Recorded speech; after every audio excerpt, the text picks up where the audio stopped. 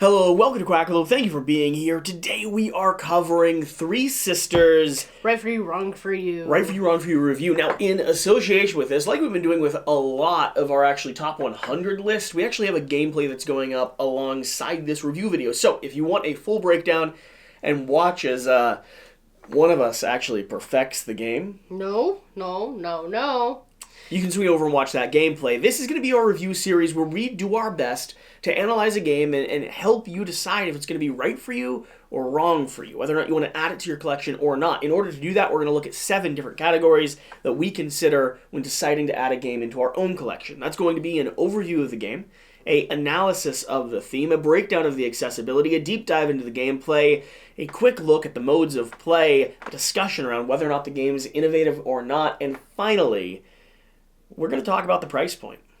I was just doing fingers. Just holding up fingers along the course of the game? Yeah. Do you want to give an overview of this game? And I don't even know if I can. Would you like me to give an overview of this game? Roll and writes are very hard for me to encapsulate because there are so much going on that bounces off of each other. So Let me take it away. encapsulate the Three Sisters. The Three Sisters is going to be another roll and write game from the same creator of Fleet the Dice game, which is a very popularized roll and write game in our genre, right?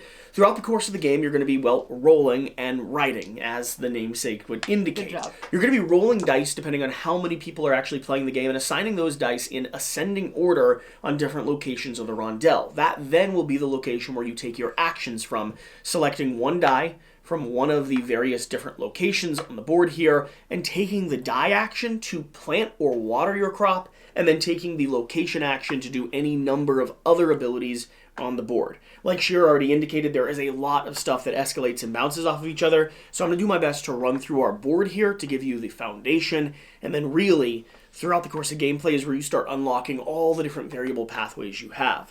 Start with the most prominent location, the basic action you can take. So, plant or water action and the garden are going to correspond with each other. In the garden, you're going to have each zone divided into the faces of the die. So zone 1, 2, 3, 4, 5, and 6. Those zones have 4 different types of plants in them. You have the corn, you have the beans, you have the pumpkins, and you have various types of flowers. The corn and beans are going to grow slowly over the course of the game. Those will score you points for the end game. Really getting a whole slew of them is the goal, and then watching them develop through rainy seasons up until they're a full crop and you can harvest them. Pumpkins are going to give you supply. You can sell them at the market right away, but they'll also unlock the flowers because they create a nice foliage on the bottom that allows flowers to grow up in between. Flowers are going to be your next location. These are going to be perennials. So, when you take a garden action, every die you select, whatever face of that die is going to let you take either a water or plant action in one of these 6 different regions. When you plant, you could start 2 crops. When you water, you progress every crop that has already been started. Same thing's true here for the plant or water action on the rondel system. If you take a die from that location, you'll not only get the die action, but you'll get an equivalent action of plant or water in the location that your die just corresponded to. Let's move down to the perennials. Perennials are going to deal with, bonuses based off flowers. You unlock those by getting adjacent pumpkins completed, but you also have a lot of other things that give you flower actions. These are going to be tulips, hydrangeas, irises, hyacinths? Yep, rococo's. Crocuses? And daffodils. Daffodils, that's right. On these locations, these are just going to have escalating scoring. Sometimes they'll unlock mid-game abilities, like the ability to modify a dice up or down by 1, but for the most part, these are going to be different pathways towards both victory points and in-game bonuses. And depending on what strategy you're taking, you'll take those as corresponding. The apiary is going to be another location. This is going to be where you start growing your beehives. These beehives are going to correspond to fruit actions, as if they're pollinating, towards honey actions, which are just straight victory points, and towards wax actions, which are going to be extra supplies, which we'll get into, and victory points at the end of the game. Moving down, you're going to have your fruit action. Your fruit action is going to be the location where you harvest apples, peaches, blackberries, and raspberries, and like the other 3 actions, those are all going to correspond to either endgame victory points, immediate bonuses like extra watering actions, or goods, which are going to be extra supplies, which help you at the farmer's market. Moving down to the goods location, this is where you check off just a whole track of items, and the more you have, the better you'll do, right? They're going to unlock free bonus actions throughout the course of the game, but they'll also correspond with our farmer's market track up here, which is going to give you bonuses for how many things you've brought to market. then the final two locations we have on our board is the shed, which is basically where you go to get in-game benefits and end-game big bonuses, like building a new tractor for 18 victory points, or getting something like the hive tool, which allows you to take an apiary action every time you take a crocus flower. These are going to be chaining abilities that sometimes unlock the option to plant 3 seeds instead of 2, or take an extra water action after a rainy season, so on and so forth. And then finally, the compost. The compost is going to modify your dies up and down, unless, of course, you have a shovel, which allows you to then spend compost for extra actions. And that's the main modifier. Now, each of these locations interweave and expand upon each other, especially as you take the actions on the board. We already talked about the plant or water action. There's also shed time, which is going to give you the option to take a shed action. 1 compost and 4 goods, which is going to give you just more resources and modifies the farmer's market. We have apiary or fruit, which is going to let you take an apiary or fruit action. And we have the farmer's market action, where you look at how many goods you've brought to market, and then you get a benefit based off that, usually dealing with flowers, and then either fruit or compost corresponding. Now, the interesting thing about this game is throughout the 8 rounds that you play it, you're going to get extra bonus actions at the end of every round as well. You're going to have shed actions, rain actions, which grow every crop that you already have planted, farmer's market actions, where you get the bonuses that we just went through, and on top of all of that, you're also going to be getting an extra die every round. You see, in a 2-player game, we're rolling 4 dice. They will get stacked, the 2 being the first, or the 1 being the first action, 2 goes there, 4, and then 5. Shira might take the 5. You might take the 4. I might take the 4. And that leaves the 1. And the 2. It leaves the 1 and the 2, but more importantly, we both get to take the action with the 1 die. We both get to take a 1 plant or flat water action, and then we also get to take the rondelle action, which would be apiary or fruit in this case. So there's a total of 8 rounds with a total of 16 actions or 16 die and corresponding actions each throughout the course of the game, and the game escalates insanely. I didn't think you'd be able to get enough done. I mathed it out, and I was like, that's only like 16 different actions, and you get a lot done. I mean, you can look at the sheets that we have here kind of on the table. We basically have filled in probably 30 or 40 different cubes throughout the course of all those actions, because it all starts growing and escalating. So that's the core nature of the game. It's honestly fairly simple and straightforward when it comes to kind of a roll and write genre. It's just that initial puzzle takes a little bit, or at least a game, to really sink your teeth into and understand. So if you're looking for a kind of open-ended roll and write game with a interesting rondelle mechanic, nice action selection, and some cool abilities, just like Fleet the Dice game, this might be right for you. This one might be right for you. That being said, let's go ahead and talk about the theme. And to establish the theme, I'll read it. There's a little bit of flavor text in the back. We did this in the gameplay too, but let's be honest, you can't have enough flavor text. About companion planting. Companion planting, planting certain mutually beneficial crops together, is an agricultural practice that is widely used and praised for its efficiency and productivity in gardens across North America. And it traces its roots back thousands of years to the practices of indigenous people who first grew crops in this soil. The most well-known practice of this companion planting is the Three Sisters method, from which our game takes its name. Maize, which is corn, beans, and squash, often pumpkins, are the 3 sisters that care for one another as they grow. The corn stalks provide a lattice for the beans to climb, which fix nitrogen into the soil to feed the corn, and the large leafy vines of the squash provide a nice ground cover, protecting everything from weeds. This planting method was especially prominent among Mesoamerican nations and was even considered a sacred practice by several indigenous tribes and First Nations. While in the gameplay in Three Sisters does not focus on the historical roots of companion planting, we are especially thankful for our sensitivity readers who have helped make sure that this game appreciated indigenous peoples and their influence without first appropriating or exploiting their culture. We are so thankful for the amazing First Nation consultants who helped with this project. Yeah, so the core concept of this game is that we are planting in modern day crops that reminisce on or play homage to that old style of plant cropping. Yeah, all the plants just work together cohesively, and it creates this really nice large ecosystem that all interweaves with each other. The flowers, the pumpkins, the vines, the corn. Now, the way the game actually goes to mechanically integrate that theme is going to be kind of interesting. For instance, your corn has to be too tall out of its 4 potential growth slots before you can plant beans. Or the pumpkins don't give you any endgame bonuses, but they set kind of in place the ability to start getting flowers, which helps escalate everything across the board. Now, at the very beginning of this rulebook, there also The garden plot in your backyard is tilled and ready. The days are getting longer and the weather warmer. Your kids have come home from camp eager to teach you a gardening method called companion planting. There's this concept that we're kind of in a modern time and our kids are coming home to help us plant the backyard. That element of the theme doesn't work for me. Nope. Because this is a professional operation we have here. You have a tool shed full of possible items. You have a fruit orchard, which takes years and years to grow and harvest. A full working beehive if you wanted to utilize it. And this is a very, very nice display of growing plants Much and too crops. well organized for any children coming Substantially so. I like the theme of this. I like the artwork. I like the style. But I have to be honest, if I was going to pick, I would actually have it pay more homage to those classic kind of Native American roots than have it be more modern day. Like, instead of building a new tractor, I'd rather if you were working with more old school, and maybe they decided to go down this route because they talked to the sensitivity readers and they said something that pays homage but doesn't directly, gamify the culture is what they preferred. Yeah. And I totally respect that. I think the theme for me works really well mechanically and is very nice conceptually, but it doesn't quite click the same way that, for instance, Fleet does, where you're going out and you're fishing, right? Okay. You're getting extra fishing boats, you're going out to harbor, you're pulling in certain types of creatures and animals.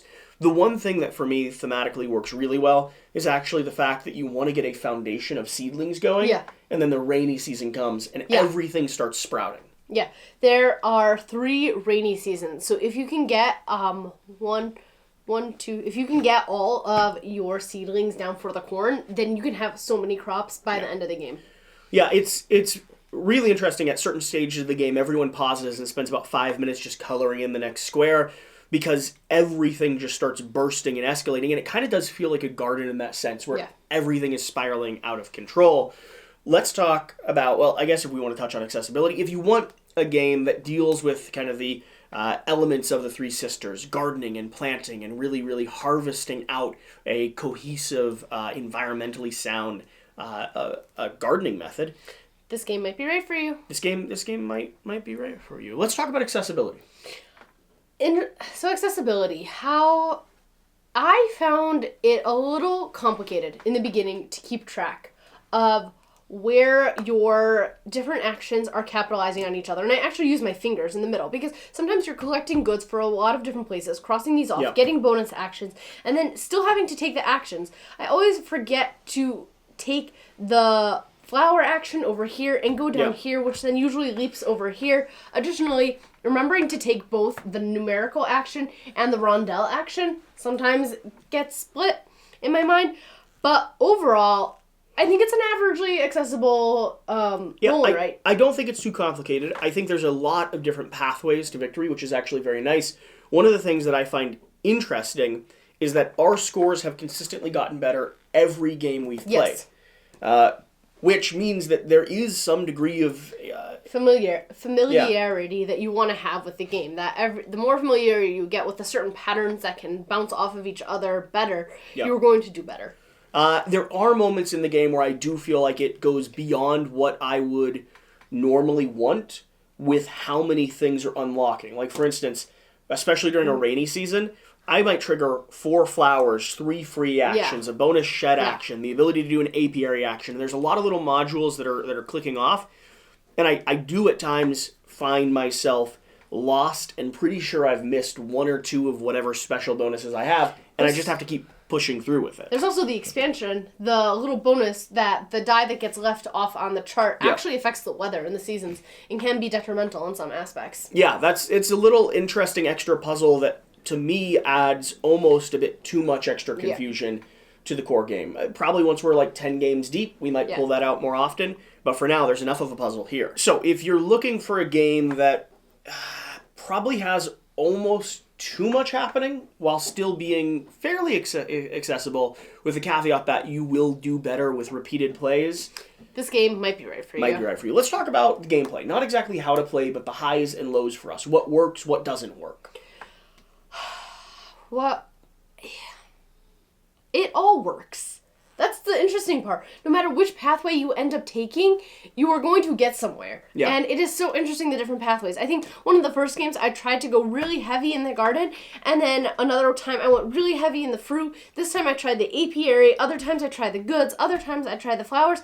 But you also have to do some and some of everything to have a gorgeous, luscious garden.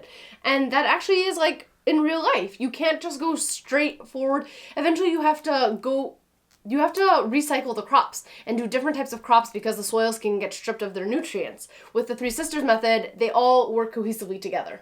Yeah, when it comes to the actual gameplay mechanics themselves, I think there are a lot of different paths to victory, and I haven't ran out of exploring those. Yeah. And I think there's ones that I could explore better by doing different combinations. Like, what if I did flowers, perennials in the apiary, or really focused in on fruits, but also did that at the same time I was going heavy on goods? Like, how can I escalate and really maximize scoring across the board? And I still want to solve the puzzle of how can I potentially get almost all of my corn done, by the time we get to the final season, just by maximizing rain and watering. I'm curious about the casserole dish, how many points you could actually get. 1 point per 2 beans. It doesn't seem like there's that many. Yeah, but still, it seems like you might be able to escalate that in an interesting way. So there's still puzzles we're digging into. Now, when it comes to gameplay stuff that isn't working for me, I think it is going to come back to that main critique we had in the accessibility as well. Sometimes the gameplay it just gets too much. Escalates to a point where sometimes it is just a bit too much to manage or follow. And I would almost like another separate little chart to check off, like free action, free thing, extra thing, take this, don't forget that, so on and so forth. The roll and write that this reminds me the most of is actually Hadrian's Wall. Yeah. With the fact that you have resources and you can give back resources and take resources that allow you to remember what you still have. It's a tactile way of remembering what you still have left to do and what you still need to do. Now, up here with the rounds and the rondelle system, I like the rondelle system. It's not something that I've seen a lot of other roll and writes do. I like the way that it structures, and it does become interesting what garden you're going to be able to activate alongside what extra ability you're going to take. I think some of the actions are a little weaker than others. The 1 compost and 4 goods, while it is nice sometimes to get it as a bonus, I feel like it doesn't compare with getting a shed action or an apiary action or another planting and water action. The thing about the 4 goods, though, is 4 goods is right next to a single free action. So that could, depending on how you're staggering it, actually be an extra shed action. I guess it could. On top of it. So there's a little bit of flexibility there. As far as the rounds go, I think I will want to use the weather to start changing those up a little bit more once we get farther into the game. For now, they actually create a nice structure where I know what's coming. I know I'm going to get a shed bonus. I know it's going to rain, so I'm going to be able to escalate. Yeah. And I appreciate that. The farmer's market's probably the least interesting part of the game, but it's also one I haven't focused on Really? Every single game, I've been focusing more and more on the farmer's market. And so I unlock the fancy labels, which gives me an extra flower at the farmer's market. Yeah. And so as soon as I get to here, 35 goods, then I automatically get 3 flower actions and 1 compost. Which is major. Which is huge. And it just catapults into each other. I wish there were more things that interacted with the farmer's market action, but I like the farmer's market a lot, actually. Yeah, next time we play, I might go goods farmer's market as a combination. Yeah. So, but really, that's going to be the main format. I mean, a lot of the gameplay flows together, and there's a ton of pathways to victory that we're still both thoroughly exploring, with the caveat that some of those pathways leads to an escalation that is a little bit unwieldy or unmanageable to handle, which would be and is genuinely my probably biggest critique of the game. It escalates almost beyond that point of being enjoyable, containable, and enjoyable, while still actually thoroughly being enjoyable. So that's gameplay. Let's talk about modes of play. That was gameplay? Yeah. Gameplay. Let's talk about modes of play. So this game is it's going to be a roll and write. So you could actually play with a large number of people. I think the box lists it up to 5, I believe. How many dice do they give? The box lists it up to 1 to 4 players. Yep. Because you're going to have 6 dice in the box, which makes sense. But then there's also a solo mode in the back here, which seems like an interesting little personal puzzle. You're just checking off boxes and trying to perfect your score while someone else is going and kind of manipulating the track itself. As far as other modes to play, we have the expansion, we have the module. I would like to see other gardens and crops and stuff pop up in the future, but for now, it's pretty much... It would be nice to get another pad with, like, some of the apiary, different fruits, different shed actions. Yeah, I mean, for now, it's kind of a you get what you get, though. Yeah. It's fairly straightforward and always consistent in its repeat plays, but that's not necessarily a negative because it's chaotic enough. That was what I was going to bring up. That. Do you think it's going to get repetitive after a while? We've played this a bunch of times, and it's starting to feel a little samey to me. I am still getting better and better at the puzzle I'm playing. Okay. So, no, with the caveat that one of the things that makes these small box roll and writes games not be repetitive is the fact that you can pull out 3 of them on a single night, and each one is different from itself. Whether this holds up long term in my roll and write genre, I think for now it does. Okay. I'm curious. I mean, it's not skyrocketing to the top of the list. Yeah. But it's also definitely not. It's definitely not one of the worst. It's definitely right there in the middle in terms of what I've enjoyed the most. But yeah, modes of play are it's going to be pretty much the same. Roll and write. Every time you dig into it. Let's talk about innovation. I think so the rondel action. I think the rondel we spoke about a little bit. I think this would probably be the most innovative. That you are assigning the dice to a rondel action. It is constantly going around in a circle, and you take the different action space and the die action. I think that would be the most innovative. In connection to kind of the roll and write genre, Yeah. I don't know that I've seen a rondel action used in the genre before. Otherwise, basically, this is a basic roll and write. You are checking off boxes which catapult into other boxes, which give you bonuses, which allow you to check off more things, and you're just trying to get the most points. I think for me, the one thing that argues on the edge of being a bit innovative is just the way that your garden actually escalates with the rainy season. Mechanically it's probably not, but thematically with the integration of a mechanic and thematic system, I like the fact that you start your seedlings and then there's a different way to kind of grow and escalate them throughout the course of the game. And that feels unique to me. This game, when it comes to a gardening game, feels unique in the way that everything is sort of bursting forth and growing, and the game is kind of like a blossoming flower. Like it starts off very small, very contained, very specific, and then very quickly becomes a tumble of weeds that is either way out of control or perfectly hedged into the right score. And I like that. I think the feeling of the game is actually very unique. Okay. Let's talk about price, which I actually don't know. Let me check the price while you talk about what you think the price would be. I don't know.